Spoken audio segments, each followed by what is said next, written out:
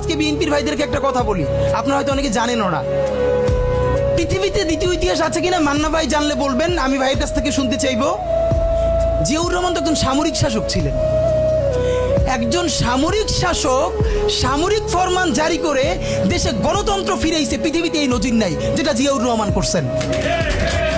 আপনারা কি জানেন এই যে জিয়াউর রহমান গণতন্ত্র ফিরাইলেন, যার মাধ্যমে আওয়ামী লীগও রাজনীতি করার সুযোগ পাইল বাকশালের পর, সেটা কিসের মধ্য দিয়ে? তখন তো সংসদ নাই, সংবিধান তো সংশোধনও করা যাইতেছিল না। কিসের মধ্য দিয়ে?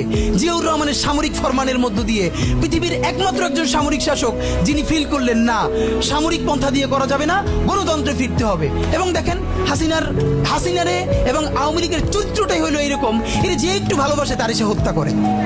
শহীদ প্রেসিডেন্ট জিয়াউর রহমান শেখ হাসিনাকে দেশে আসার অনুমতি দিছিলেন, সুযোগ দিছিলেন এবং বলছে থাক সবাই রাজনীতি করুক। আসার 1 মাসের মধ্যে জিয়াউর রহমান শহীদ হয়ে গেছে, 13 দিনের মধ্যে। এবার দেখেন এই যে আমরা এখন যারা সবাই করতেছি, সুতরাং এটা একটা বিষ। এই বিষের সাথে আমরা কিভাবে লড়াই করব? জাতীয় ঐক্যমত্য তৈরি করতে হবে। সুতরাং পলিটিক্যাল পার্টি এবং সবার প্রতি একটা কথা, প্লিজ আপনারা বিএনপিকে শতভাগ কর্নার করে দিন না। বিএনপি এই আধিপত্যবাদ বিরোধী লড়াইয়ের জন্য আমাদের একটা বড় শক্তি।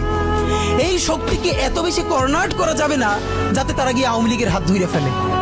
তারা যদি আওয়ামী লীগের হাত ধরে ফেলে তাহলে লড়াইটা তো আমাদের জন্য আরো কঠিন হয়ে যাবে।